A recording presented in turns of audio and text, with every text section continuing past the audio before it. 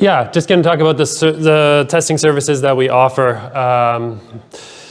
First off, what are we testing for? We check the initial pH, and then we'll do the acidity titrations, which I'm going to explain a little bit more about right away.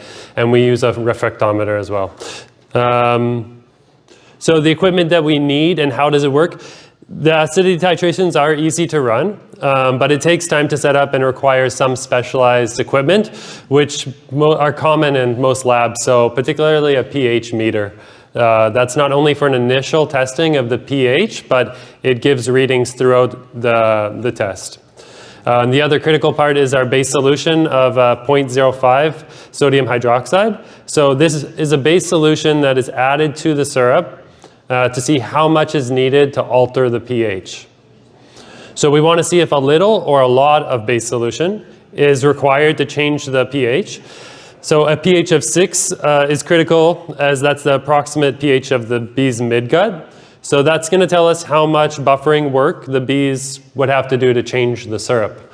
So I'm going to show you a few examples of what we're tested this year. At the top, yeah, you probably can't read these numbers, don't worry about it, I'll explain it. But at the top we have a fresh syrup that we got from a supplier. Sucrose syrup typically tests between 6.5 to 7.5 pH. So the first one I have there is 7.4. It was already above 6, and it only needed 0.3 milliliters of this to bring it up into the next pH range. Actually, you know what? I should just backtrack a little bit and tell you about, I think Rob went over this, but just to note that according to Dr. Curry's previous research, if a syrup requires more than 5 milliliters of sodium hydroxide added to reach a pH of 6, then it needed a lot of base solution to alter its acidity levels. And according to Dr. Curry's research, it's not safe. So above 5 milliliters added, it's at a not safe level, especially for winter feed. So between 2 to 5 milliliters added is in a kind of gray zone, and anything that requires less than 2 milliliters, that would be considered to be safe. So yeah, again, at the very top, a fresh syrup, 7.4 pH, just a 0.6 milliliters added to bump it up to the next pH zone.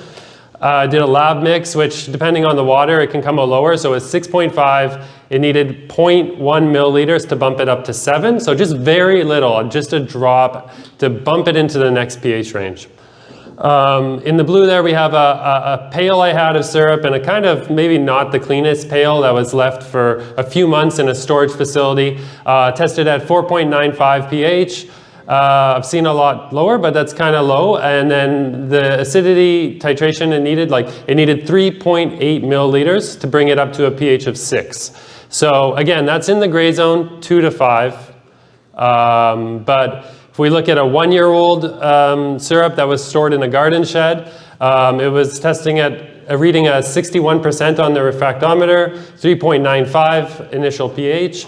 And to bring it up to 6 pH, it required 11.85 milliliters. So that's a lot more than that 5. We don't want to go past that 5. I think one of the best examples, though, I have here is there was a beekeeper. He held his syrup over for a year. So it was received in the fall, and the leftover was stored outside over the winter. He used it in the spring. Then post-spring, he moved a portion of that into his shop in totes. So I tested that one. It was a pH of 4.3, or 4.4. And the one that was kept inside cool, in a cool-ish area, out of the sun at least, it was tested at 6.4 milliliters to a pH of 6, so just above that 5 threshold, whereas that syrup that he left in his bin over the whole summer, exposed to heat, it tested at 10.5 milliliters to a pH of 6, so a lot higher. So there's a couple of points there where we can kind of take actions to extend the life of a syrup. But lastly, I'll mention that at the bottom, there's 2 high fructose corn syrups.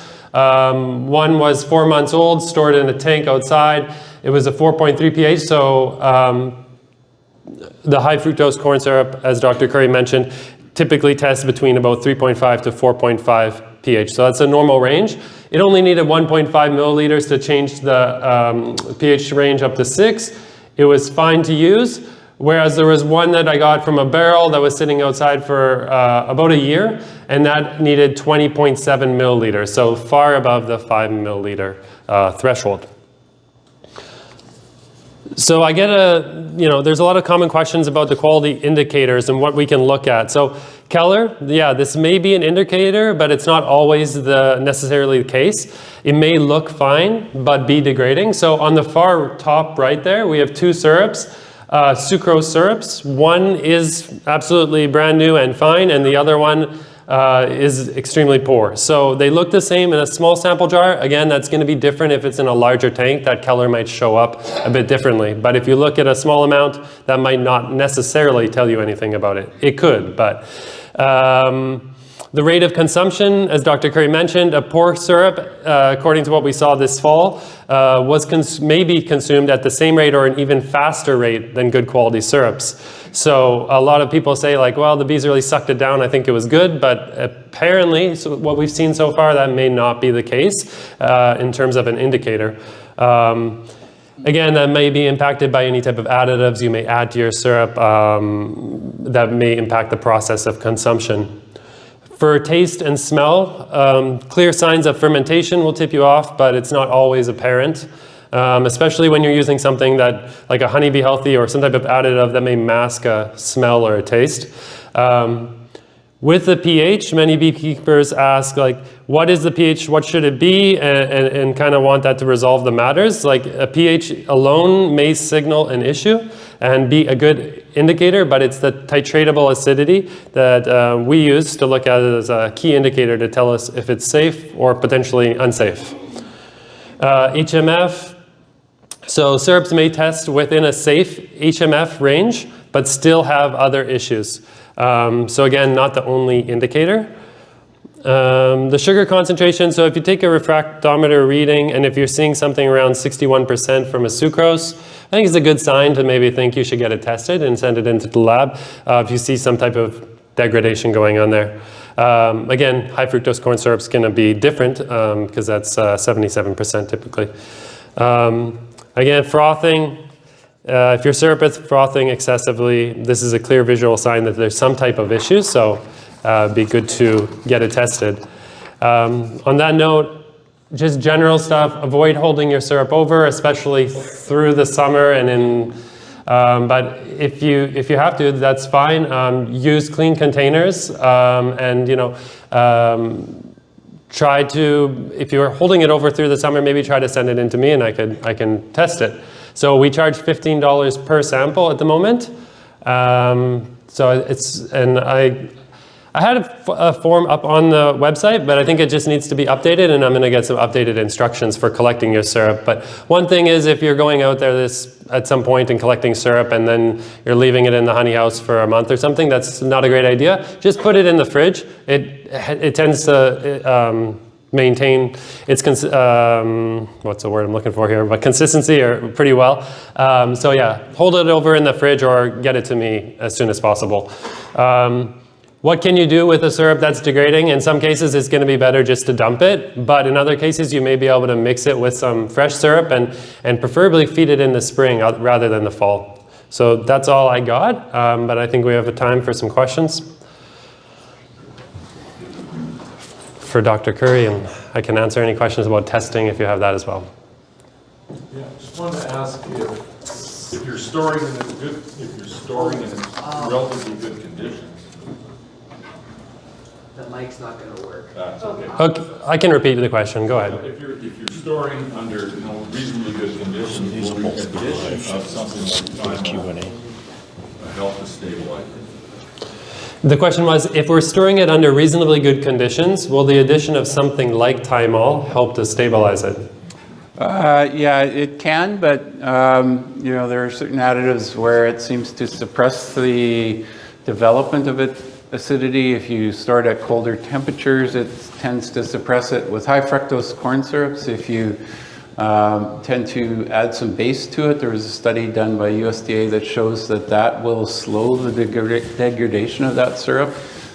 So the answer is yes, but we don't have really good quantitative data on You know, there's so many different additives out there that I couldn't give you a specific recommendation for a specific product. But having said that, several of the syrups that we received had lemongrass oil or honeybee healthy in them. I forget what yours had in it. Your concoction. None of those worked at suppressing. None of those worked at suppressing the problem with the acidity. So you know. Yep. In the past, Rob, you would say dilution is the solution, but if somebody has a larger volume of maybe an older syrup, would it be possible for them to send you a sample? And if it is kind of testing in the questionable range, is there anything that you guys could do to kind of indicate whether a dilution could be a... Yeah, I mean, if there's still good concentration of sugar in there, like you put it in the refractometer, and if it's still above 65%, you can dilute it with other syrup, clean syrup, in the spring and feed it in the spring, but don't feed it in the fall would be my advice.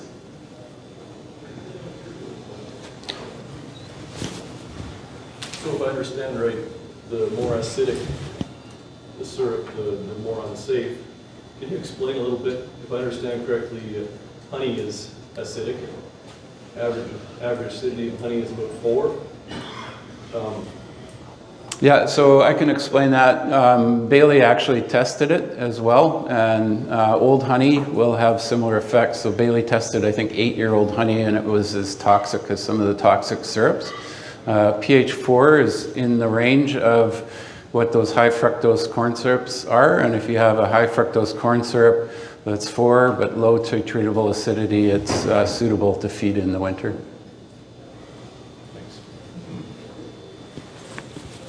I know I missed the first part of the speech because I had run out of time. It was brilliant. No, the first part of his I ran Oh, okay. It was also brilliant. I was just wondering, like, I know you talked on the refractor getting like 61% taste and, you know, smell, but, you know, when you mix something in there, other than sending it in for a test sample to you guys, is there going to be some way we could test it at home a little better before we send the sample in to make sure that it's safe? Yeah, I mean, I would just go with indicators or time or, you know, how you've stored it. Certainly if you are seeing, you know, a yellow color and you haven't added something to it, then I'd be suspicious.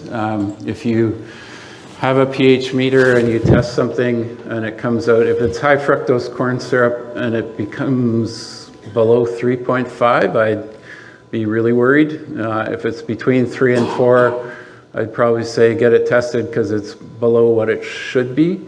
If you have a sucrose syrup, normally probably the good ones are 6 or above. So if you certainly find something lower than that, it'd be worth getting it tested.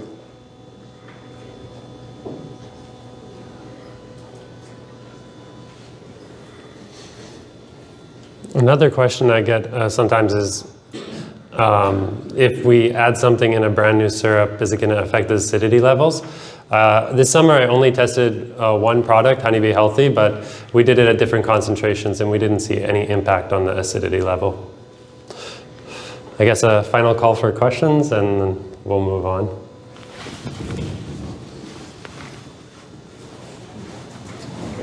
All right.